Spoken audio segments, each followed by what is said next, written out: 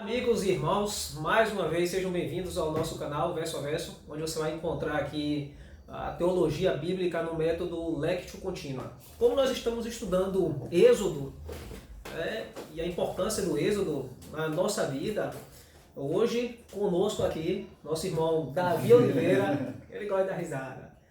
Davi é amigo já, né, já tem quanto tempo? Rapaz, sei não. Tem alguns anos já. Cara. Davi é pastor na igreja batista do Itaigara, aqui também na cidade de Jequié. Amém. Formado em teologia e também formado em logoterapia, né? Especialização. Isso. Nós não vamos fazer como normalmente fazemos a exegese verso a verso, né? Dando continuidade onde nós paramos no canal. Hoje vai ser um pouquinho diferente. Nós vamos tratar sobre alguns aspectos do livro de Êxodo e sua importância na nossa vida. Há quem diga por aí, né, que o Velho Testamento caducou, e aí a gente pode discutir também um pouco dessas implicações, às vezes dessas afirmações irresponsáveis que nós vimos por aí. Já falei um bocado, vou deixar Davi falar um pouco e a gente começa a falar daqui a pouco sobre o tema que nosso primeiro tema é Decálogo, origem e propósito. Quando ele se origina e qual o propósito, então, quando Deus lá chama Moisés na Península do Sinai e dá a ele os 10 mandamentos, né? O famoso Decálogo. Davi? Muito bem. Eu quero agradecer a Sheila pelo convite de estar com vocês aqui hoje e poder, de alguma forma, também contribuir hoje para o nosso estudo das Escrituras.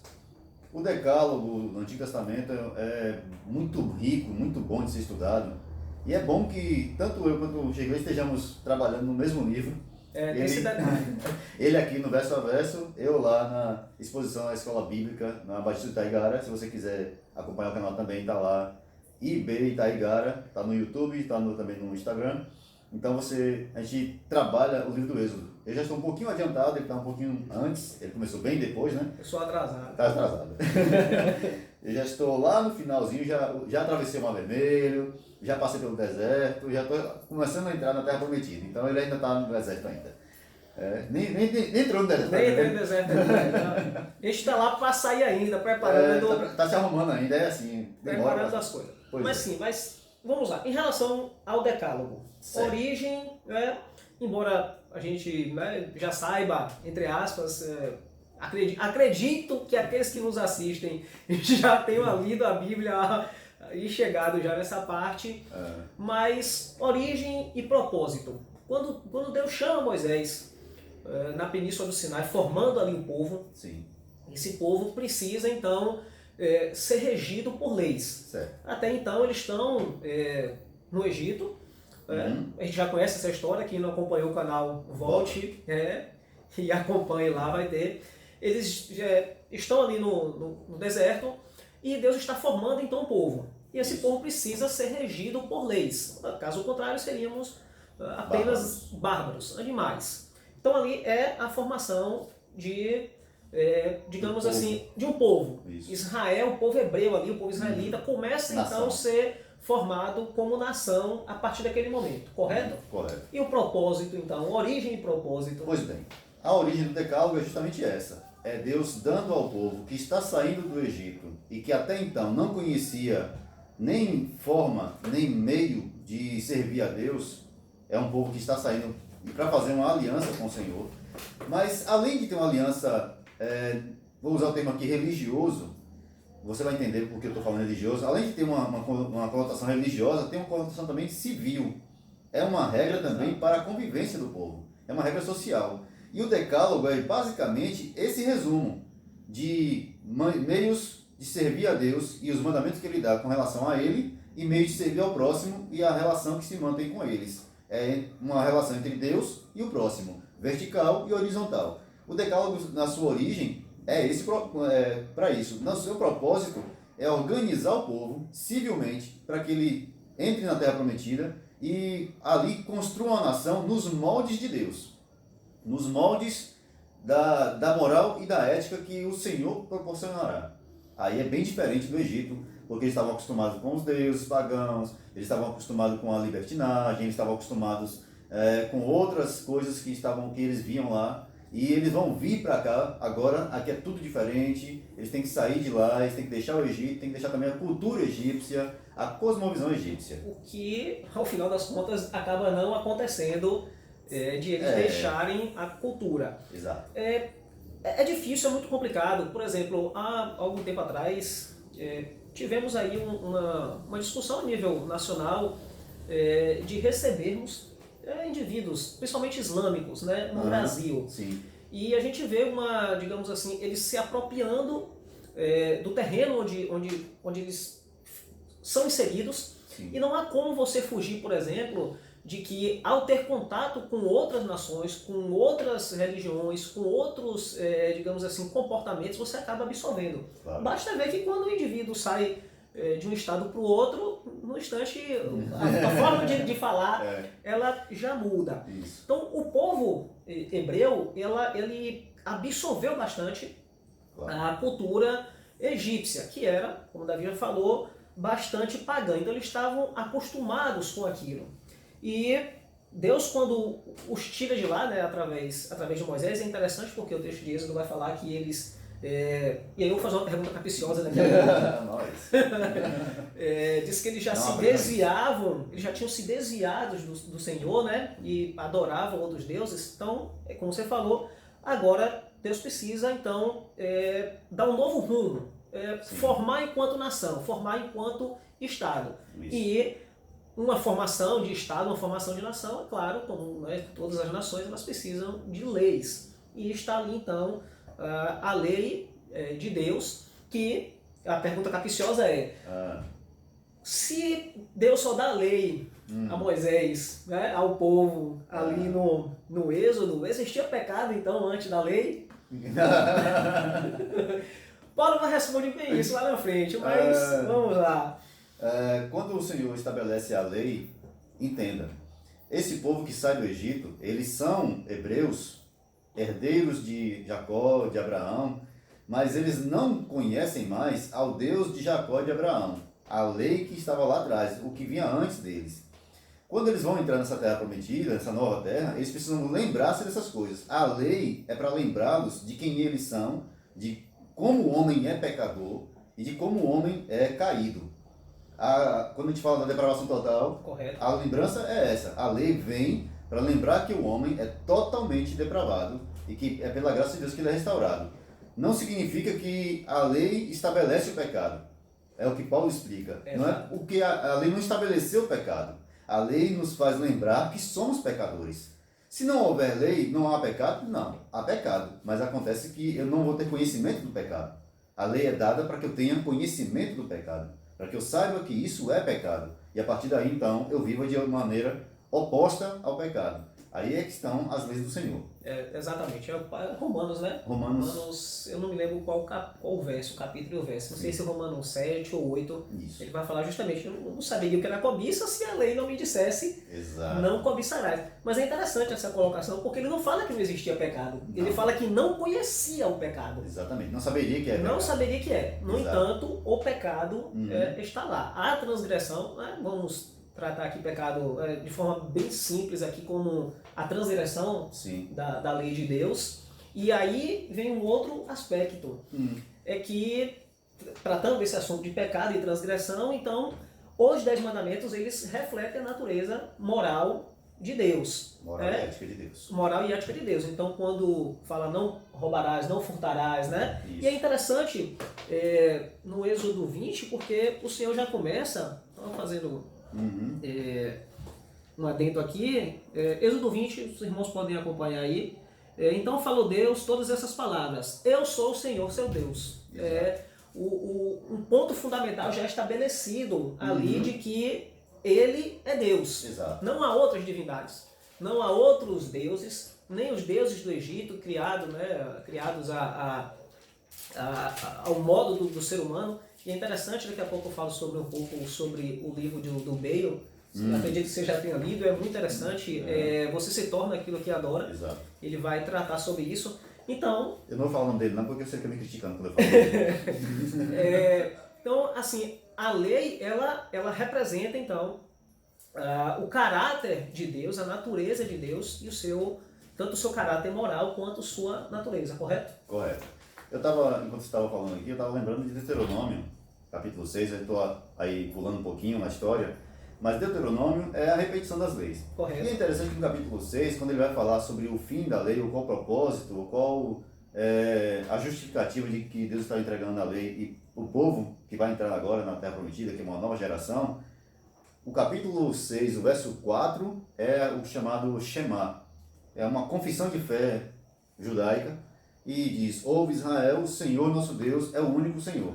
Repetindo de uma forma indireta o que está em 21. Exato. Eu sou o Senhor, teu Deus, que te tirei da terra do Egito. O ponto estabelecido ali. O ponto estabelecido é: eu sou Deus. Pronto, a partir do momento que eu sou Deus, você não adorará outro e você andará conforme os meus caminhos. Porque Deuteronômio 6, aí versículo 5 diz, versículo 4, versículo 5: amarás, pois, o Senhor teu Deus de todo o teu coração. É isso. Senhor teu Deus, de todo o teu coração, de toda a tua alma, de toda a tua força. Estas palavras que hoje te ordeno estarão no teu coração. Então, ele faz lembrar que o princípio da lei, a base da lei, o mandamento principal, o que fecha ali, é o amor a Deus. Amarás o Senhor teu Deus. Por que eu não vou ter outros ídolos? Porque eu amo o Senhor Deus. Por que eu não usarei o nome dele em vão? Porque eu amo o Senhor Deus. Entende? Correto. Em última análise, até os 10 mandamentos é um resumo, porque essas leis, né, esses 10 mandamentos que são ali dados a Moisés na península, e é interessante essa parte, daqui a pouco a gente vai falar sobre isso, quando Moisés recebe, é que ela é, entre aspas, um resumo das 603, 603, né? 613 leis que vão sendo dadas ao longo do tempo, né? Moisés leva o povo até certa parte, lembrando que Moisés não entra, né, em Canaã, e à medida que o tempo vai passando, essas leis vão sendo destrinchadas, digamos assim, em pormenores. Aí você tem uma infinidade de leis, assim, que são destrinchadas desses 10 mandamentos, que Cristo lá na frente vai, mais uma vez, resumir... Ele cita Deuteronômio. Ele cita Deuteronômio, ele vai resumir em 2. E aí tem um comentário interessante aqui na Genebra, de Tiago 2, 10 e 11, que vai nos remeter à eternidade da lei de Deus. E aí vem aquela questão, né? Como alguns falam por aí, alguns hereges, né, de que o Velho Testamento caducou, o que não faz o menor sentido, porque talvez se você perguntar a um indivíduo desse se é possível, né, matar sem um outro indivíduo sem qualquer razão, ou trair, ou furtar, ele vai falar que não. Mas, no entanto, isso foi dado no Velho Testamento e ele é reforçado no Novo Testamento, né, por Cristo. Logo, então, não há essa história de que o Velho Testamento caducou. Perdeu a validade. Não, de forma nenhuma. Venceu o prazo. Não venceu. É interessante isso, porque a gente, na igreja, onde eu faço parte, nós estamos em 2 Crônicas. Já tem alguns anos já estudando Crônicas. E é interessante como você percebe, e está bem ali latente, o caráter moral de Deus no Velho Testamento. A forma como Deus exige, não vou utilizar aqui simplesmente quer, né? Mas que exige que ele seja adorado e cultuado. É o que a gente vê no final do Velho Testamento, né, com Malaquias, quando o culto já está todo corrompido, os sacerdotes já não se importam mais com os sacrifícios que eram feitos, né? Podia trazer qualquer animal de qualquer jeito. Então, até também no período de Josias, né, que vem a reforma também. Exato. Então você vê todo o caráter moral de Deus e a eternidade da lei de Deus. Mas você citou agora há pouco a questão do maior mandamento. Qual seria então esse maior mandamento?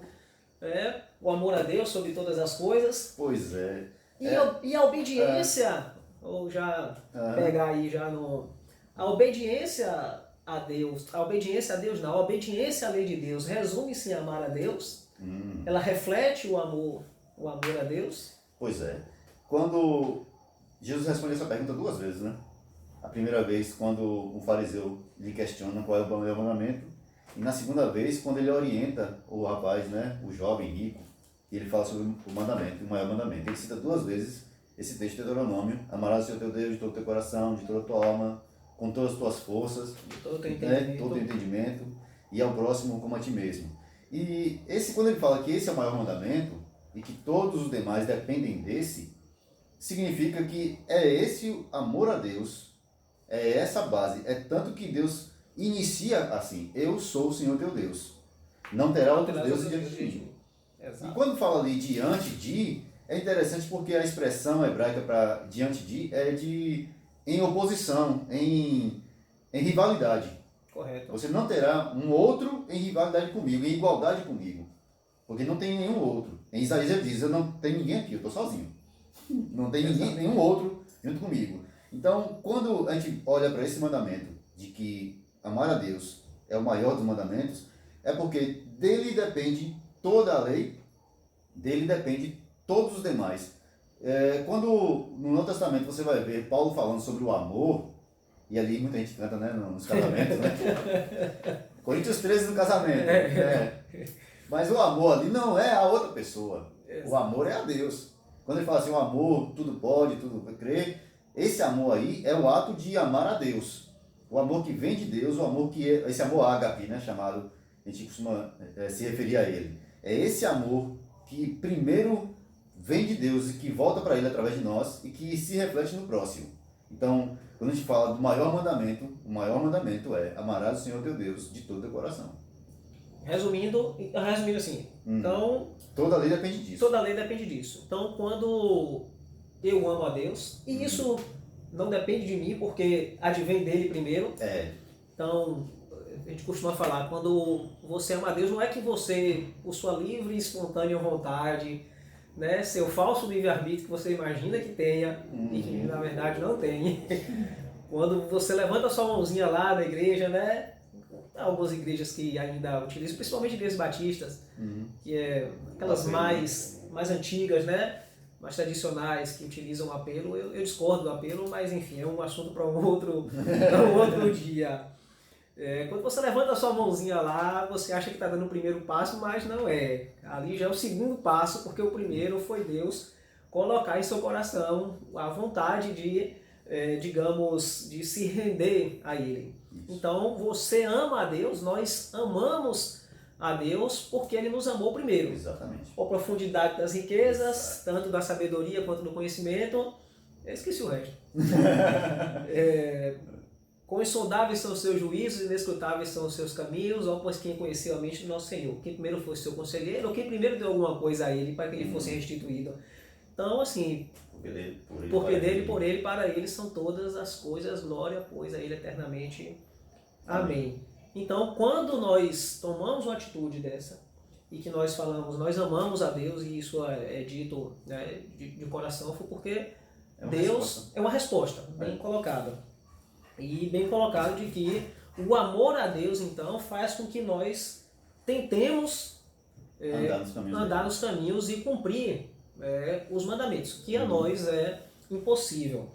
E lembrando que quando a gente fala, né, de cumprir os mandamentos, nós não estamos falando de cumprir apenas todos os mandamentos em 10 minutos da sua vida, ou em apenas um período da sua vida. Para ser salvo, digamos, pela lei, você teria, né, por seu mérito, você teria que cumprir esses mandamentos toda a sua vida, e isso é impossível. Daí a necessidade da graça e a necessidade de Cristo. Faça esse adentro porque, se você for para o catolicismo romano, você vai ver eles falando que é possível, então, cumprir a lei e assim ter algum mérito para a salvação. Mas não, você teria que cumprir a lei desde a sua concepção lá, seu pai, sua mãe, até o momento da sua morte, e ninguém consegue fazer isso. Ninguém além de Cristo conseguia fazer isso. A gente colocou uma questão aqui que a lei não pode ser um manual seco de moral e ética. Quando eu digo assim, que a lei não pode ser um manual seco, eu estou dizendo o seguinte. Não cai no farisaísmo. Não é só você assim, não, porque eu faço isso, eu faço aquilo, eu não faço essas coisas, eu não faço isso, eu não faço aquilo. Não é só um livro de faça e não faça. Essa é a questão. Quando o Senhor fala já no Antigo Testamento, e algumas pessoas falam assim, não, porque a lei veio de forma exterior, mas a intenção, Jesus muda isso porque Jesus coloca a intenção do coração. Jesus não muda isso. Não. Ele não está mudando, ele está reafirmando o que já foi falado antes. Deus, desde o princípio, está falando que deve ser uma intenção do coração que se volta para Ele. Então, quando a gente fala da lei, do cumprimento da lei, não é só uma questão de farisaísmo, de legalismo, de cumprir uma tabela, de cumprir obrigações, mas de fazer as coisas de tal maneira que seja agradável a Deus, que Ele se alegre, que Ele sinta prazer em nós, que Ele sinta prazer em seus filhos que lhe obedecem, que andam nos seus caminhos. Correto, até porque o farisaísmo é utilizado, principalmente hoje, como um termo bastante pejorativo, né? A gente usa o termo fariseu hoje para aquele indivíduo que cobra do outro, mas não faz. Que não faz mesmo. Não vive, né? Não vive, aquela coisa. E é bastante interessante. Todo dia eu fui chamado de fariseu, um indivíduo, desses seguidores aí de Caio Fábios, porque estava tratando de alguns assuntos, conversando, ele, não, você é muito fariseu, assim, nesse sentido, né, porque eu estava cobrando dele certos posicionamentos que o herege lá, o indivíduo lá, não segue, né, fazendo um ataque às escrituras sagradas. Mas enquanto manual, você falou, né, que é no sentido de que precisa ser um manual ético e moral, mas não pode ser, como você bem disse, algo seco, frio, simplesmente técnico. Essa é a palavra. Simplesmente técnico, ou seja, isso pode, isso não pode. E como você bem disse também, Cristo vai muito mais a fundo nesse sentido. Faz uma analogia aqui, por exemplo. Nosso Código Civil, se você parar para pensar bem, as instituições elas estão baseadas nos 10 mandamentos. Querendo ou não, seja você ateu ou não, você crê em Deus ou não, você não tem como fugir disso. Esse código aqui dado por Deus mas muito mais antigo do que qualquer instituição jurídica que nós temos hoje. Só que assim, se você pensar e falar assim, eu vou matar Davi, a lei humana não condena isso. O simples desejo e o ato não é condenável, é a intenção. Mas Cristo vai muito mais a fundo, ele fala que isso já é o próprio... Se odiar já é o próprio assassinato. Quando ele fala, né, foi dito a vocês que se... Não matarás. Mas, porém... se você deitar com a mulher do outro, é pecado. Mas eu digo, se olhar com desejo impuro, já fez. Então, como você bem disse, não é que Cristo aboliu a lei, porque a gente vê essa besteira dita aos ventos, que Cristo aboliu a lei. Não é isso, ele cumpriu a lei em todos os seus aspectos. Eu acho, Sheila, que a questão toda não é que a briga aí não é que a lei foi abolida ou não, que a lei caducou ou não. Eu acho que é uma briga pessoal. O homem que não consegue olhar para isso e ele olha para a Escritura e ele, como um espelho da sua queda, da sua miserabilidade. Correto. Aí ele olha para isso, ele vê isso e ele fala, não, eu prefiro não saber essas coisas. Então essas coisas não servem para mim. Eu prefiro ficar na graça só pela graça, no amor pelo amor.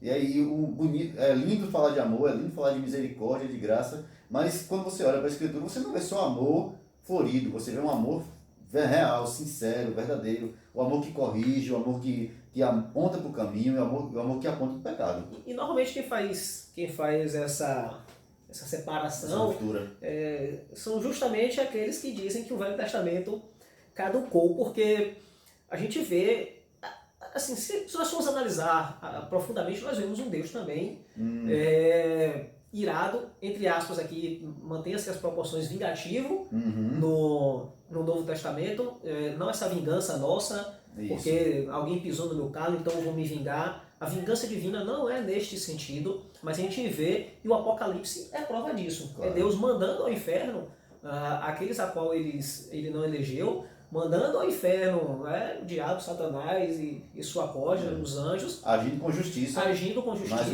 isso é chamado de vingança. Mas isso muitas vezes é chamado de vingança. O que eu falei que eu faria com vocês, eu fiz. Exato. E aí eu fugi até, esqueci até do que eu tava. Sim, mas aí... Rafa falou sobre o quê? Qual foi o assunto que o Rafa falou? Do manual ético e moral. Sim. E aí, voltando. A gente fala de moral. E aí eu vou só pegar um pouquinho do lado apologético aqui da coisa em Eu relação, sabia que você ia puxar. Tá. em relação à moral. É possível, Você pergunta pra mim, é? então, é possível então haver uma moralidade verdadeira sem a existência de Deus? Nunca. Pensa o seguinte, toda moralidade, ela depende de um padrão ou de uma possibilidade. Você não pode ser um sujeito moral dependendo apenas daquilo que você acha que é certo e errado, baseado apenas no que você estabelece. Porque, por exemplo, vamos colocar aqui da seguinte forma. Digamos que eu viva numa comunidade que a traição seja uma coisa normal. Como acontece, por exemplo, já li relatos de antropólogos em Papua Nova Guiné, que eles tinham uma cultura de conquistar o amigo e depois matá-lo. E isso era colocado como uma coisa... Isso era colocado como uma coisa assim. O cara que fez isso é um gênio, é maravilhoso, ele merece ser aplaudido. Porque ele conquistou a confiança e foi lá e matou. Essa auto-traição. É uma viúva negra masculina. Exatamente.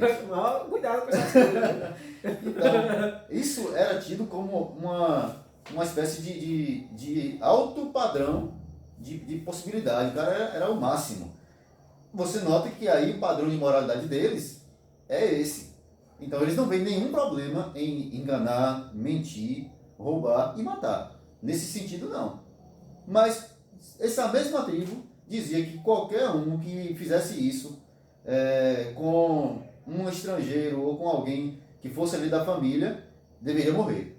Quer dizer, há uma espécie de lei, mas essa lei ela tem uma moral muito baixa porque ela permite certas coisas, ela é permissiva.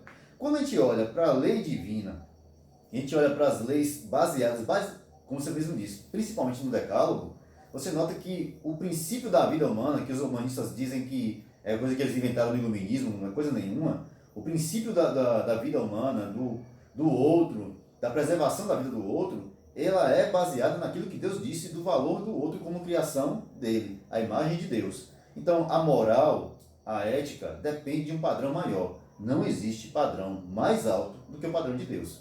Porque quando a lei diz, se você fizer, você será punido. Deus diz, se você quiser fazer, você já está errado. Há um outro aspecto também da questão moral, é que sem Deus, esses valores morais, digamos assim, que a sociedade professa, e aí esvazia-se e não são valores morais objetivos, no sentido de que eles são regionais ou geograficamente ali. Por exemplo, esse caso da Papua Nova Guiné. Pronto, o padrão moral daqueles é este. Para o Islã, o padrão moral já é outro. Para o Brasil, o padrão moral já é outro. Então, a questão é, se não existe, então, um legislador, se Deus não existe, como pregam alguns ateus, todo esse valor moral ele é subjetivo, no sentido de que não há um legislador superior, então é justamente aquela coisa, para você, não é o caso, trair é normal, para o outro não é. Então, eu não poderia condenar fulano de ter feito determinada coisa, porque não existe um legislador superior que faça isso. Exatamente. Se Deus não existe. Então, o que Hitler fez é completamente incorreto, dentro dos padrões morais que ele tinha. O que Stalin e Lenin fizeram, um indivíduo, um ateu, por exemplo, que não acredita em Deus, ele jamais deveria reclamar de mortes de infantes ou de morte de judeus, porque se Deus não existe, um padrão moral elevado, superior, e que não depende de região, não depende de tempo, sem Deus isso não existe. Então ele jamais poderia reclamar. O que nós voltamos à questão de que existe um Deus e existe um valor moral padrão, um valor moral elevadíssimo, porque existe um legislador que define o que é correto e o que é incorreto. E aí a lei moral dentro do indivíduo, e a gente vê isso, né, é que mesmo em locais em que o indivíduo, né, não tem ali, não vê a religião, mas existe um valor moral intrínseco nele. Muitas vezes, como bem Davi falou, ele prefere não olhar para aquilo, ele prefere... Uma negação permanente. Ele prefere suprimir aquilo, mas aquele valor moral Tá está lá porque Deus o colocou lá. É a mesma coisa do ateu, quando o indivíduo pega e vê um matando o outro, ele fala isso está errado, mas está errado baseado em quê? Exato. E aí tem uma questão que o progressismo ele trouxe uma visão dos direitos do indivíduo, e o indivíduo tem o direito de fazer o que quiser e pensar o que quiser, da liberdade de todas as formas, da liberdade ao extremo. Nessa liberdade ao extremo e do direito de pensar e do direito de agir e do poliamor, do amor de todas as formas, você abre brechas, já que não tem um padrão nisso, você abre brechas para dizer o seguinte: bom, já que tudo que eu quiser fazer, eu devo fazer, e o padrão é apenas o quê?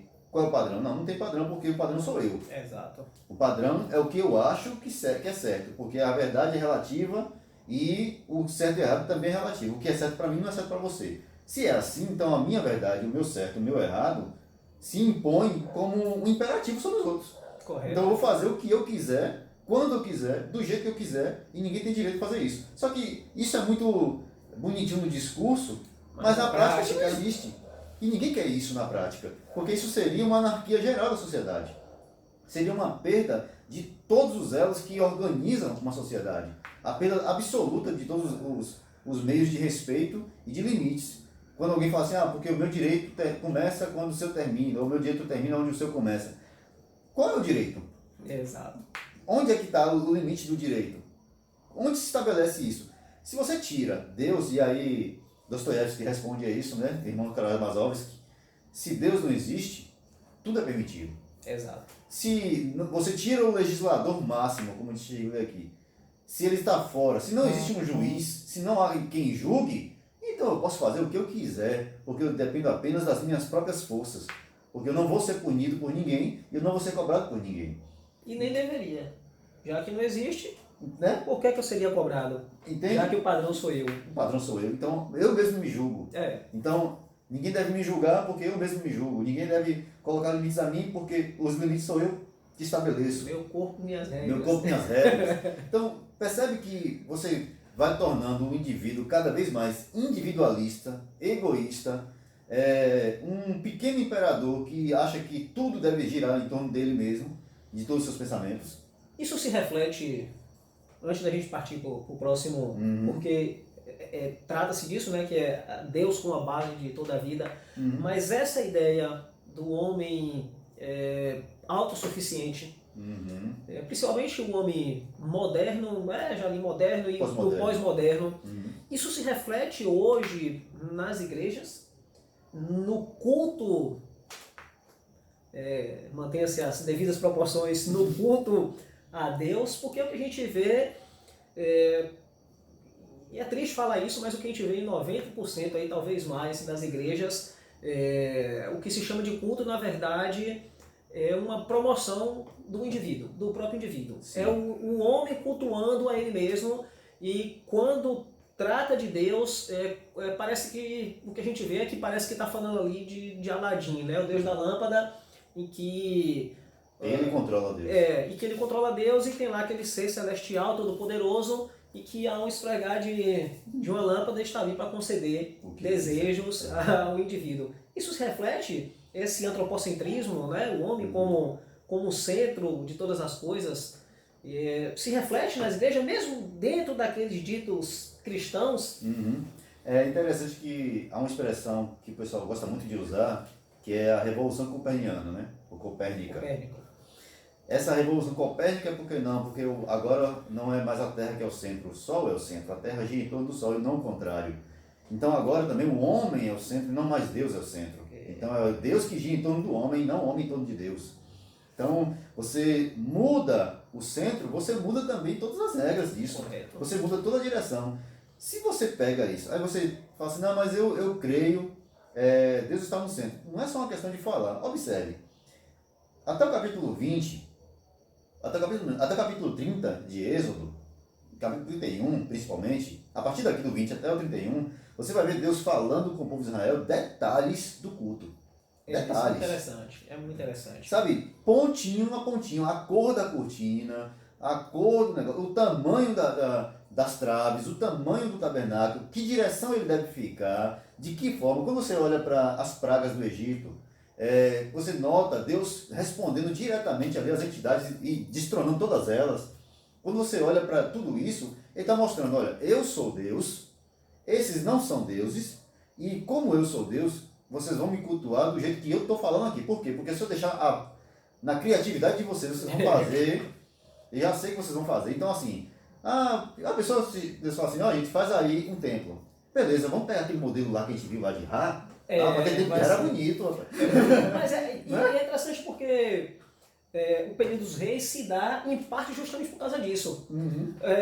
Quando Israel via as nações ao redor, poxa, os caras têm rei, exato, tem aquele castelão, exército pomposo, aquela coisa, nós queremos isso aí. Exatamente. Eles não queriam um profeta maltrapilho, digamos, mal vestido ali. Um culto na barraca. Um culto, eles não queriam. É interessante porque eles não queriam aquilo. E realmente é isso. Se deixasse, eles iam copiar aquilo que era esteticamente mais bonito, mais bonito, mais apresentável. Aí você pega agora os shows que se faz em nome de culto, porque na verdade é feito para agradar o público e não para a glória de Deus. Exatamente. Aí você vê cultos, eu já vi, parece ridículo, mas eu já vi, em que na hora do louvor, as luzes apagadas e lâmpadas como se tivesse uma boate. Vi, infelizmente eu vi isso. Ali nada mais é do que para criar, então, voltando à questão da pergunta, para criar um ambiente que seja propício a mim, onde minhas emoções afloram, e aí eu vou chorar, mas não porque, às vezes, a maioria das vezes, porque o ambiente é criado para isso, luzes apagadas, aquela coisa, você vai se sentir emocionado, vai chorar, não porque Deus lhe comoveu, porque você foi tocado pelo seu pecado, mas porque uma esfera ambiental foi preparada para aquilo. E é justamente isso que nós vemos. Um culto hoje, não estendendo a todos, óbvio, mas um culto antropocêntrico, um Deus subserviente ao indivíduo, muita música, pouca palavra, um exegese pobre para dizer o mínimo, né? Isso para não dizer quando tem, isso para não dizer exegeses heréticas, o que acontece muitas das vezes. E o que a gente precisa fazer, precisa voltar a um dos princípios da reforma, a centralizar, e o sola escritura, solus Christo, sola gratia. Mas aí, para a gente encerrar o último ponto, tudo isso converge em uma coisa, que é então Deus como a base de toda a vida. Não um mero falar, não um mero balbuciar. Não, eu creio em Deus, eu acredito em Deus, né?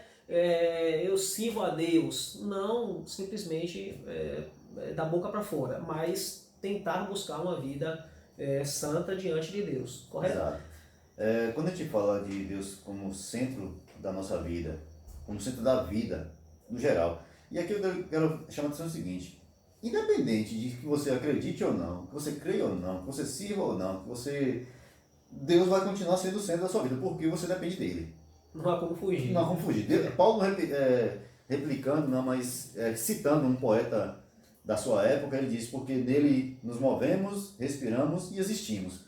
Ou seja, ou vocês querendo ou não, é ele que sustenta a vida de vocês. É verdade. No estalar de dedos, ele tira o que vocês têm de fôlego de vida. O homem é uma erva que cedo nasce bonita de madrugada, mas quando o sol nasce, ela se queima. Então, é assim que é a nossa vida. Nós dependemos de Deus, nós dependemos de tudo dele. O homem é orgulhoso, é soberbo, é como aquele animal que você dá a comida para ele, quando você vai mexer no prato dele, ele te morde. Sabe aquele cachorro mal criado? Que você é mal educado, o dono não sabe criar e fica pegando coisa do outro. Então você vai mexer no prato dele, ele te morde. Por quê? Porque aquilo que ele deu, que você deu a ele, agora acha que é dele, você não tem mais direito. Às vezes age da mesma forma. Deus nos dá a vida, nos concede a graça, nos fortalece para sermos o que nós somos, e depois a gente diz: eu não preciso de você, não preciso de Deus. Ao sabendo ele que se o dono não alimentar, ele morre. Ele morre. Né? Então assim, não preciso de você. Por minhas próprias forças eu consigo chegar adiante. Mas não consegue. Não chega. Deus é a base de toda a vida, porque todo o cosmos existe nele. toda a existência é nele. Quando Paulo diz, porque ao som da sua voz o universo se fez, não é só você dizer assim, não é aquela questão de dizer, não, porque Deus colocou as mãos aqui e foi fazendo. Não, basta que ele fale e as coisas venham à existência. Não é algo, ele não transformou a matéria-prima em algo diferente. Ele trouxe à existência a matéria-prima. Ele fez com que os átomos passassem a existir. O verdadeiro ex nihilo. Ex nihilo, Então, ex nihilo. essa situação. Então, quando você pega Deus, e o Decálogo aponta para isso, ele é a base. É da onde você constrói toda a vida. É da onde você levanta todo o prédio. Paulo diz isso também quando ele fala sobre Jesus. Eu lancei o fundamento, cada um construa sobre ele. Mas o fundamento não pode ser mudado. Então, o fundamento da vida humana, de toda a vida humana, é Deus.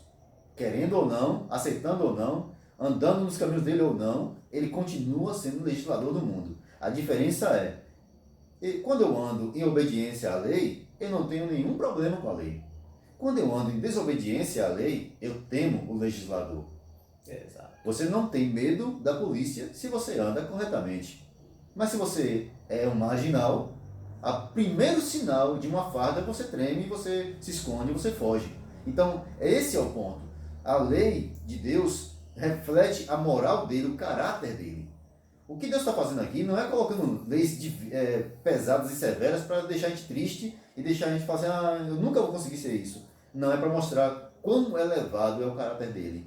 E quão impossível é que qualquer ser humano, em toda a existência, chegue ao mínimo do que ele é, ao nada do que ele é. Então o que ele faz? Ele envia Cristo. A graça nos concede a vida de Deus em nós. O Espírito Santo de Deus, habitando em nós, faz de nós aptos, escolhidos, separados para viver para a glória dele. Não que a gente tenha se transformado num anjo, né, num semideus agora. Então, resumindo, nós nos parecemos mais com Deus. No sentido, Nesse óbvio, sentido, no sentido de imitadores. Exato. Pelo amor de Deus, não vão... Não edita essa parte aí, não. Não vai editar, não.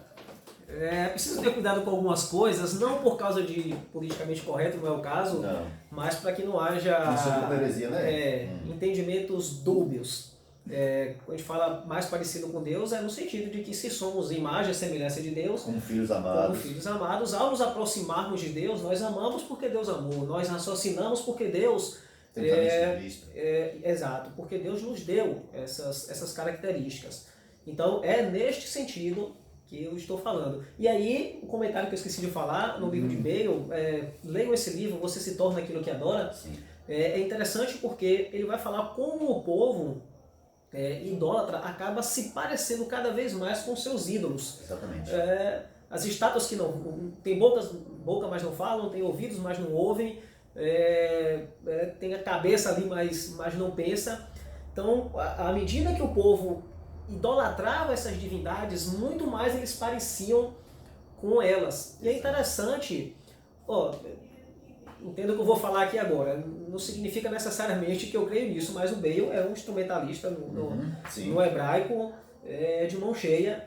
E é interessante quando ele fala que quando Moisés desce do Sinai, que fala que, o texto fala ali que seu rosto brilhava e que o povo ali embaixo estava naquela balbúrdia, né? Para não falar outros adjetivos, para não utilizar outros adjetivos aqui mais pesados. O Bale defende a ideia de que, e é muito interessante isso, de que Moisés vinha com o rosto e que o brilho que fazia ali era como se fossem uma espécie de chifres. Olha, eu não estou dizendo que eu acredito necessariamente nisso. Eu estou apenas citando uma parte do livro que eu achei bastante interessante. Pode uma palavra do hebraico que significa poder, mas ali que é o mesmo sentido de chifre. O mesmo sentido de chifre. Parece uma imitação. Parece uma imitação. O porquê ele fala isso é justamente porque o povo estava adorando um bezerro, gado, em última instância, gado, e Moisés desce de lá do coisa com essa face brilhante, né, possivelmente ali com o rosto brilhando em formato de chifre, e ele fala justamente isso, que o povo estava se comportando justamente como gado, como um bezerro, a quem eles adoravam, como um bezerro, desnorteado. Já viu o bezerro quando foge da mãe ali, recém-nascido, que é aquela coisa toda? Você já viu uma mãe, uma mãe vaca correndo atrás do filho? É um negócio sinistro. Eu já fugi eu já fugi de vaca, porque é um negócio sinistro. E ele faz justamente essas analogias. Você acaba se parecendo com aquilo que adora. Se você adora uma divindade lá qualquer, né? Como o povo quando estava lá, o povo cananeu, que entregava seus filhos a Moloque, era Moloque exigia, uma divindade Canaã lá exigia o sacrifício de filhos, né? E o povo adorava e passou a queimar os Baal e Aserá, filhos, que eram cultos sexuais. Exatamente. É muito interessante. É interessante que Bale faz É Bale mesmo? Falou certo, tá vendo aí? Aprendi. Gosto de inglês. Bale faz a exegese dele. Uma das partes é o Isaías 40, a partir do verso 12, quando Deus vai falar sobre a loucura da idolatria. E ele fala, é interessante o versículo 19, porque ele fala assim, olha, o artífice pega uma madeira, um tronco, ali ele forja uma imagem, e depois vem o seu sacerdote e se prostra diante dela. Com uma parte da madeira ele constrói um ídolo, com a outra parte ele queima e faz um bolo e come. Ele não tem noção de qual é a diferença de um Deus, do Senhor soberano, para alguma coisa que ele manipula. Os homens tentam manipular a divindade desde sempre. Se você observar os deuses gregos, eles nada mais são do que homens colocados em estatura de deuses. Só isso. Só, verdade. Eles são homens. E mais, eles têm caráter humano. Eles se corrompem, eles traem, eles mentem, eles matam por maldade. Então não são nada mais do que homens elevados à divindade. Que não podem fazer nada por si próprios. Que não podem fazer nada, nem por si próprio. Então, quando você olha para Deus, na descida, ali Moisés descendo do monte, Deus estava ali já praticamente 40 dias falando com Moisés com relação ao que ele deveria ser, o que ele deveria fazer. E quando Moisés começa a descer o monte, que encontra o povo lá embaixo, dançando e se divertindo e adorando a um bezerro de ouro, pensa comigo, rapaz, como é que pode? Orgia. Esse povo em orgia. Vamos orgia. Exato. Tá, vai lá. Cada molequeira. Tá. Então, esse povo acabou de passar pelo meio de um mar aberto e viu seus inimigos serem mortos. Esse povo acabou de beber da água que se tornou doce. Esse povo acabou de comer pão que choveu do céu. Esse povo acabou de comer carne que caía aos montes, eles nem conseguiam dar conta. Esse povo acabou de ser coberto, protegido por uma nuvem e guiado por uma coluna de fogo. É o mesmo povo que agora diz, esse Moisés eu não conheço e esse Deus nós não sabemos quem é. Então, vamos fazer um Deus que nos leve à nossa terra. E digamos, esse Deus não tirou do Egito. O Deus já falou isso. Então não foi ele que nos tirou do Egito. Entende como o coração humano funciona? Como as coisas são muito perigosas? Por isso que Calvino fala que o coração do homem é uma fábrica de ídolos. E você aí achando que ama a Deus porque você é bonzinho, porque quis. Não é. E esse povo rebelde de lá é o mesmo povo rebelde somos nós, de hoje. Se Deus não transformar nosso coração, a gente vira mesmo uma porcaria. Se não for, se não é Deus, isso que aconteceria com a gente. Eu seria um Hitler, um Stalin, se não fosse as misericórdias de Deus, se não fosse o Espírito Santo de Deus freando, conduzindo, guiando, mudando os nossos pensamentos, a nossa atitude para nós parecermos mais com Cristo, é assim que nós seríamos. Sem Deus, enfim, nada existe. Mais alguma colocação? Não, eu só queria fechar dizendo que o último dos mandamentos, não cobiçarás, é interessante porque ele resume bem todos os demais mandamentos que vêm no segundo plano, né? Não matarás, não roubarás, não furtarás, não adulterarás. O cobiçarás ali é justamente o sentimento contrário ao amar a Deus sobre todas as coisas. Porque se você ama a Deus sobre todas as coisas, você não cobiça coisa alguma, porque você sabe que o Senhor é teu pastor, nada te falta. Se você ama a Deus sobre todas as coisas, você não tem necessidade de cobiçar coisa alguma de ninguém, porque você sabe que o provedor é aquele que você ama. Então, nota como os mandamentos eles se fecham um no outro, eles se coadunam. Essa lei, ela é perfeita porque o legislador é perfeito. A lei é perfeita porque o legislador a desenhou conforme o caráter dele. Os legisladores humanos são criticados, juízes, desembargadores são criticados por quê? Porque eles interpretam a lei conforme seus próprios desejos e pensamentos. Deus estabelece a lei conforme o caráter santo e reto dele. A lei ela reflete o caráter de Deus. E esse caráter de Deus é santo, puro e verdadeiro. Quando nós falamos da verdade, e Jesus fala assim, olha, eu sou a verdade, é porque a verdade não é uma possibilidade. A verdade é uma pessoa, Deus. Deus é a verdade. E Ele estabelece aquilo que é verdadeiro. Tá certo? Eu agradeço. Eu que agradeço. Ele falou que, na verdade, assim, o convite foi dele. Ele me fez um convite. Eu me convidei para ficar no programa dele. Como é que pode isso?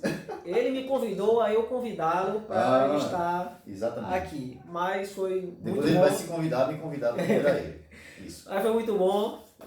Aos amigos e irmãos, não esqueçam de se inscrever. O bom e velho sininho, né? Marcar ali o dedão, o like, compartilhem. Dúvidas, sugestões e críticas podem colocar aí nos comentários que eu vou botar Davi para dele, responder. Ele é responsável. As perguntas capiciosas ele responde e eu fico ali só monitorando. Não, senhor. Mas muito obrigado pela audiência dos amigos e dos irmãos e que o Senhor os abençoe e continue conosco. Deus abençoe.